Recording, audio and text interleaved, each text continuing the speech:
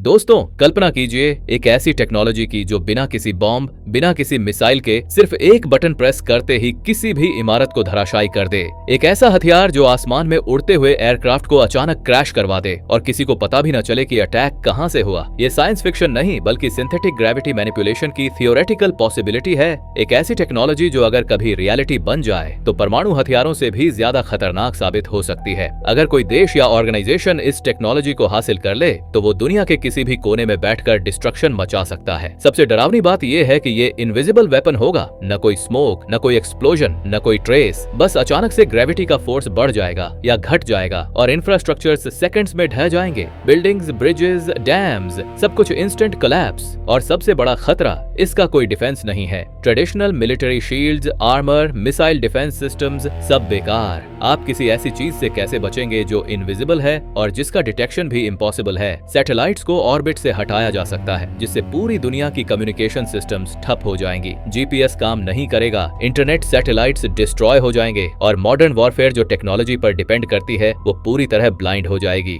इससे भी डरावनी बात यह है कि इस टेक्नोलॉजी से नेचुरल डिजास्टर्स भी आर्टिफिशियली क्रिएट की जा सकती हैं। लोकलाइज्ड ग्रेविटी चेंजेस से अर्थक्वेक जैसे इफेक्ट्स पैदा किए जा सकते हैं। ओशन में ग्रेविटी मैनिपुलेशन करके सुनामी वेव्स जनरेट की जा सकती हैं और सबसे भयानक, ह्यूमन टारगेट्स को स्पेसिफिकली निशाना बनाया जा सकता है। किसी स्पेसिफिक एरिया में ग्रेविटी अचानक बढ़ा दो और वहां मौजूद लोग क्रश हो जाएंगे। बिना किसी एक्सटर्नल इंजरी के इंटरनल ऑर्गन्स डैमेज हो जाएंगे। ये परफेक्ट वेपन होगा किसी भी दुश्मन के लिए। कंप्लीट डिनायबिलिटी, कोई प्रूफ नहीं, कोई एविडेंस नहीं। आप कैसे साबित करोगे कि अटैक हुआ है जब कोई मिसाइल नहीं छूटी, कोई बॉम्ब नहीं गिरा? International laws, arms control treaties सब मीनिंगलेस हो जाएंगे क्योंकि वेरिफिकेशन ही इम्पॉसिबल है। ट्रेडिशनल वॉरफेयर के सारे रूल्स बदल जाएंगे और अगर ये टेक्नोलॉजी किसी टेररिस्ट ऑर्गेनाइजेशन या रॉग स्टेट के हाथ लग जाए तो कॉन्सिक्वेंस की कल्पना भी नहीं की जा सकती। अब आता है सबसे इंटरेस्टिंग पार्ट, क्या ये सिर्फ थ्योरी है या कोई एक्चुअली इस पर रिसर्च कर रहा है? तो दोस्तों, यहाँ कुछ रियल मिस्ट्रीज हैं जो ऑफिशियली डॉक्यूमेंटेड हैं। पहली बात, 2016 से 2019 के बीच यूएस नेवी के लिए एक साइंटिस्ट ने कुछ बहुत ही स्ट्रेंज पेटेंट्स फाइल किए। इस साइंटिस्ट का नाम है डॉक्टर सल्वाटोर पेज और उन्होंने ऐसे डिजाइन के पेटेंट्स लिए जो क्लेम करते हैं कि इलेक्ट्रोमैग्नेटिक फील्ड्स का यूज करके किसी क्राफ्ट का मास रिड्यूस किया जा सकता है। सिंपल भाषा में, एयरक्राफ्ट को इतना हल्का बनाया जा सके कि वो ग्रेविटी को इग्नोर कर सके। अब ये पैटेंट्स पब्लिकली अवेलेबल हैं। कोई भी यूएस पैटेंट ऑफिस की वेबसाइट पर जाकर देख सकता है वो पैटेंट नंबर्स। इन दोनों में कोई सीधा संबंध नहीं है, लेकिन दोनों कॉन्सेप्ट्स एक ही जगह जाकर मिलते हैं,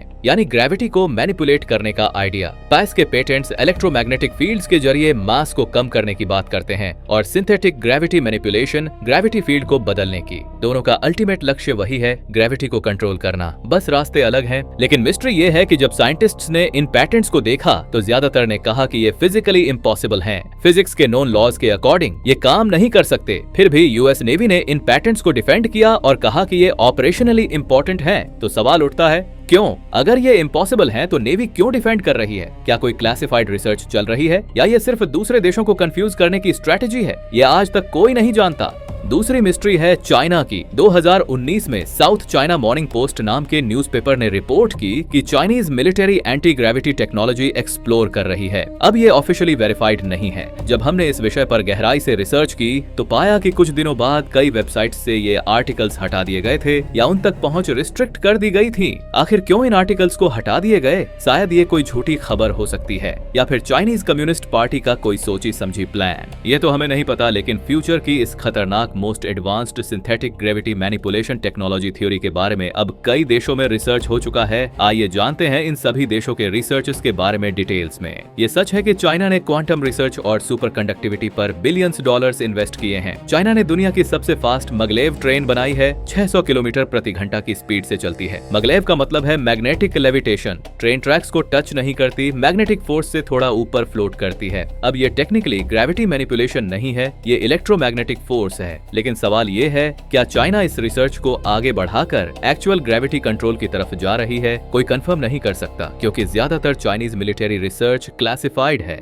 तीसरा इंटरेस्टिंग केस है रशिया। सोवियत यूनियन के टाइम में 1980 के दशक और 90 के दशक में रशियन साइंटिस्ट्स ने टॉर्शन फील्ड्स पर रिसर्च की थी। ये एक कंट्रोवर्शियल थ्योरी थी जो कहती थी कि स्पेस में एक और टाइप का फील्ड होता है जो रोटेशन से रिलेटेड है और जिसे मैनिपुलेट किया जा सकता है। एक रशियन साइंटिस्ट थे विक्टर ग्रेबेनिकोव, जो एक एंटोमोलॉग थे, यानी इंसेक्ट स्टडी करते थे। उन्होंने 1997 में एक बुक लिखी जिसमें क्लेम किया कि कुछ नेचुरल स्ट्रक्चर्स जैसे मधुमक्खियों के छत्ते एक स्पेशल इफेक्ट क्रिएट करते हैं जिससे एंटी ग्रेविटी होती है। उन्होंने दावा किया कि उन्होंने एक प्लेटफॉर्म बनाया जिस पर बैठकर वो फ्लाई कर सकते थे। लेकिन यहाँ प्रॉब्लम ये है, ये कभी साइंटिफिकली वेरीफाई नहीं हुआ, कोई पीयर रिव्यूड जर्नल में पब्लिश नहीं हुआ। रशियन एकेडमी ऑफ साइंसेज ने भी इसे ऑफिशियली रिकॉग्नाइज नहीं किया। तो क्या ये सच था? बिल्कुल भी नहीं, लेकिन वो ऐसी दावे करते ही रहते थे। चौथा केस है यूके की प्रोजेक्ट ग्रीन ग्लो। ये कोई कंस्पिरेसी थियरी नहीं बल्कि ऑफिशियली डॉक्यूमेंटेड प्रोग्राम था। 1996 से 2002 तक BAE सिस्टम्स, जो एक बड़ी डिफेंस कंपनी है, और यूके मिनिस्ट्री ऑफ डिफेंस ने मिलकर ग्रेविटी मॉडिफिकेशन की पॉसिबिलिटी एक्सप्लोर की। उन्होंने इस रिसर्च पर 5 लाख पाउंड, जो लगभग 5 करोड़ रुपए है, खर्च किया। प्रोग्राम का कंक्लूजन क्या था?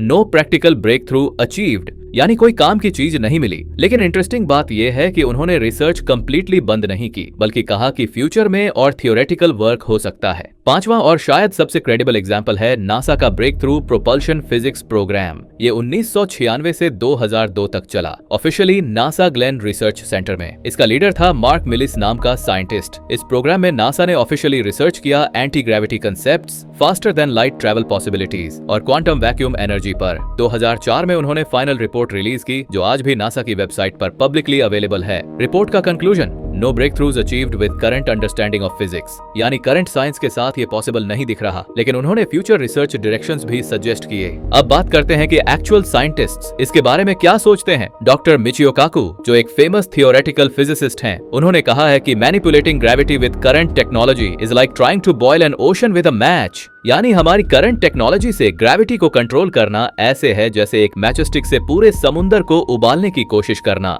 उन्होंने एक्सप्लेन किया कि ग्रेविटी को मैनिपुलेट करने के लिए जितनी एनर्जी चाहिए वो यूनिवर्स के बर्थ के टाइम जितनी होनी चाहिए। ये प्रैक्टिकली इम्पॉसिबल है करंट टेक्नोलॉजी से। डॉक्टर स्टीफन हॉकिंग, जो 2018 में गुजर गए, उन्होंने सजेस्ट किया था कि शायद क्वांटम लेवल पर, माइक्रोस्कोपिक स्केल पर कुछ इफेक्ट्स पॉसिबल हो सकते हैं, लेकिन large scale control completely theoretical है। डॉक्टर लॉरेंस क्राउस, जो एक कॉस्मोलॉजिस्ट हैं, उन्होंने एक्सप्लेन किया कि ग्रेविटी सबसे वीक फंडामेंटल फोर्स है, इतनी वीक कि एक छोटा सा फ्रिज मैग्नेट पूरी अर्थ की ग्रेविटी को ओवरकम कर सकता है जब वो एक पेपर क्लिप को उठाता है। तो इसे कंट्रोल करने के लिए अनरियलिस्टिक अमाउंट्स ऑफ एनर्जी चाहिए। लेकिन दूसरी तरफ बहुत से लोग, खासकर कंस्पिरेसी थ्योरिस्ट्स, बिलीव करते हैं कि गवर्नमेंट्स के पास already secret anti gravity craft हैं। वो कहते हैं कि यूएफओ साइटिंग्स एक्चुअली मिलिट्री की ग्रेविटी मैनिपुलेशन टेस्ट्स हैं। कुछ तो ये भी क्लेम करते हैं कि मेजर डिजास्टर्स जैसे कुछ अर्थक्वेक्स या mysterious plane crashes actually gravity weapons की टेस्टिंग थे। लेकिन यहाँ इंपॉर्टेंट बात यह है, इन सब क्लेम्स का कोई क्रेडिबल एविडेंस नहीं है। ये सब स्पेकुलेशन और थियोरीज हैं, प्रूवन फैक्ट्स नहीं।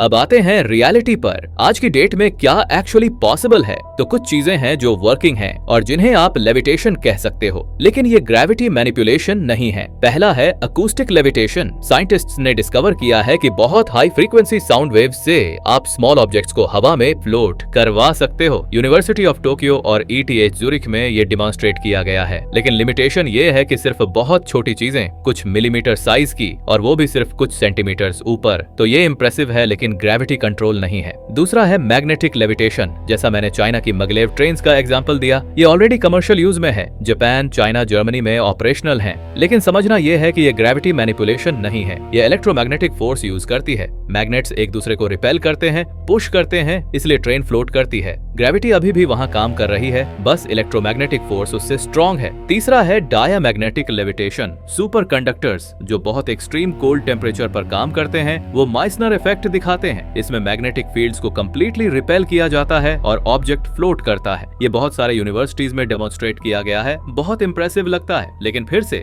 ये ग्रेविटी कंट्रोल नहीं है, ये मैग्नेटिक इफेक्ट है। प्लस इसके लिए लिक्विड नाइट्रोजन या उससे भी ठंडा टेम्परेचर चाहिए और ये सिर्फ स्मॉल स्केल पर काम करता है। चौथा है ऑप्टिकल लेविटेशन। 2018 में नोबेल प्राइज मिला आर्थर एश्किन को ऑप्टिकल ट्वीजर्स के लिए। लेजर लाइट का यूज करके नैनो पार्टिकल्स को ट्रैप किया जा सकता है और हवा में होल्ड किया जा सकता है, लेकिन फिर से ये माइक्रोस्कोपिक लेवल पर है। आप एक सेल, एक वायरस, एक नैनो पार्टिकल को होल्ड कर सकते हो, लेकिन कुछ बड़ा नहीं। सबसे इंटरेस्टिंग ब्रेक थ्रू है 2015 में लाइगो ने ग्रेविटेशनल वेव्स डिटेक्ट किए। आइंस्टाइन ने 1916 में प्रिडिक्ट किया था कि जब बहुत मैसिव ऑब्जेक्ट्स जैसे ब्लैक होल्स मूव करते हैं तो स्पेस टाइम में वेव्स क्रिएट होती हैं, जैसे पानी में लहरें। 100 साल बाद हमने फाइनली उन वेव्स को डिटेक्ट कर लिया। इसके लिए 2017 में नोबेल प्राइज भी मिला। अब ये क्यों इंपॉर्टेंट है? क्योंकि अगर हम ग्रेविटेशनल वेव्स को डिटेक्ट कर सकते हैं तो थियोरेटिकली फ्यूचर में शायद हम उन्हें जनरेट भी कर पाएं, बट ये अभी बहुत दूर की बात है। अब सबसे इंटरेस्टिंग क्वेश्चन, क्या फ्यूचर में ये पॉसिबल है?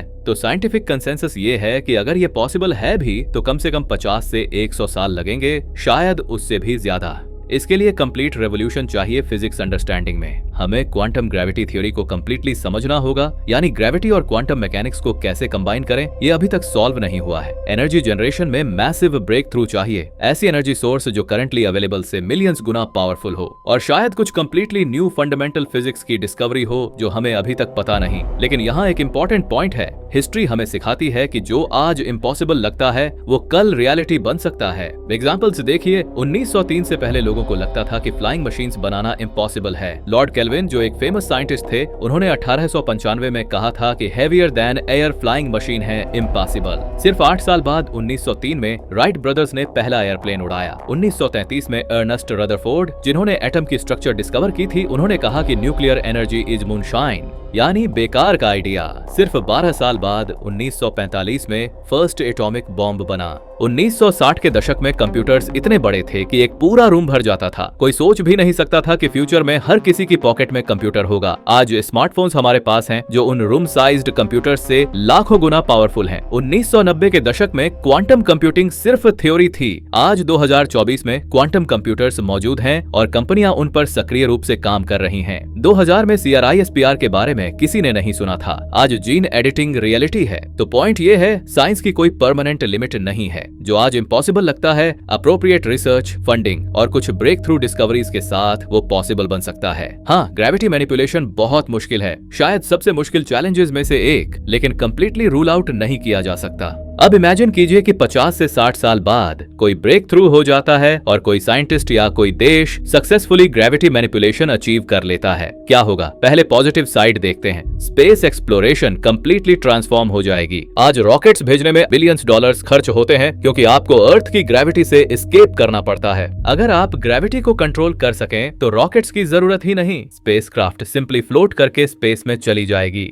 मार्स पर जाना, आउटर प्लैनेट्स एक्सप्लोर करना, सब कुछ आसान और सस्ता हो जाएगा। एनर्जी क्राइसिस सॉल्व हो सकती है। अगर आप ग्रेविटी को मैनिपुलेट कर सकते हो तो theoretically unlimited clean energy generate कर सकते हो। No pollution, no fuel needed, no carbon emissions. Transportation पूरी तरह बदल जाएगी। रोड्स की जरूरत नहीं पड़ेगी। ट्रैफिक जैम्स खत्म। इंस्टेंट वर्टिकल टेक ऑफ और लैंडिंग। मेडिकल फील्ड में रेवोल्यूशनरी चेंजेस हो सकते हैं। आर्टिफिशियल ऑर्गन्स बिना रिजेक्शन के काम कर सकते हैं। जीरो ग्रेविटी कंडीशंस में हीलिंग फास्टर हो सकती है। सर्जरीज में अनप्रेसिडेंटेड प्रेसिजन मिल सकती है। कंस्ट्रक्शन इंडस्ट्री ट्रांसफॉर्म हो जाएगी। स्काईस्क्रेपर्स की कोई हाइट लिमिट नहीं रहेगी क्योंकि स्ट्रक्चरल लिमिटेशंस नहीं होंगी। हेवी मटेरियल्स को मूव करना बहुत आसान हो जाएगा। डिजास्टर प्रूफ बिल्डिंग्स बनाई जा सकती हैं जो अर्थक्वेक्स से अफेक्ट नहीं होंगी। ये सब अमेजिंग पॉसिबिलिटीज हैं। लेकिन अब आता है dark side. Same technology weapon बन सकती है।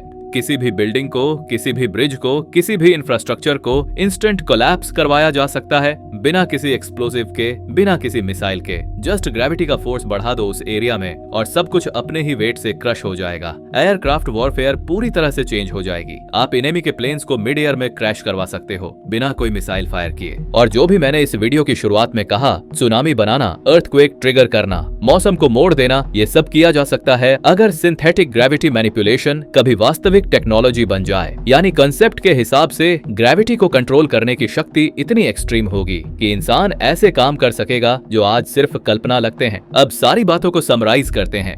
आज की डेट में क्या है रियलिटी? पहली बात, हम ग्रेविटी को मैथमेटिकली समझते हैं। आइंस्टाइन के इक्वेशंस काम करते हैं बहुत एक्यूरेटली। हम ग्रेविटेशनल वेव्स को डिटेक्ट कर सकते हैं। स्मॉल स्केल लेविटेशन पॉसिबल है, मैग्नेटिक, अकूस्टिक, ऑप्टिकल, लेकिन ये ग्रेविटी मैनिपुलेशन नहीं है, ये दूसरे फोर्सेस का यूज है। Large scale gravity control currently possible नहीं है। कोई वेरीफाइड ग्रेविटी वेपन्स एग्जिस्ट नहीं करते। दोस्तों, सिंथेटिक ग्रेविटी मैनिपुलेशन आज एक फैसिनेटिंग मिस्ट्री है। रियल रिसर्च हो रही है, हालांकि वो लिमिटेड और मोस्टली थियोरेटिकल है। मिस्टीरियस पैटर्न्स एग्जिस्ट करते हैं जो अनएक्सप्लेन्ड हैं। फ्यूचर पॉसिबिलिटीज को कंप्लीटली रूल आउट नहीं किया जा सकता। अगर ये कभी रियलिटी बनती है तो दुनिया फंडामेंटली बदल जाएगी। ये ह्यूमैनिटी के लिए ग्रेटेस्ट ब्लेसिंग हो सकती है या फिर ये ग्रेटेस्ट कर्स बन सकती है। Invisible weapons, mass destruction, natural disasters का वेपन, सब डिपेंड करेगा कि इसे कौन डेवलप करता है, कैसे यूज करता है। अगर हमारा ये वीडियो आपको पसंद आया हो तो इसे लाइक जरूर करें और चैनल को सब्सक्राइब करना बिल्कुल न भूलें। आपका सपोर्ट हमें ऐसे ही और रोचक और जानकारी से भरे वीडियो लाने की प्रेरणा देता है।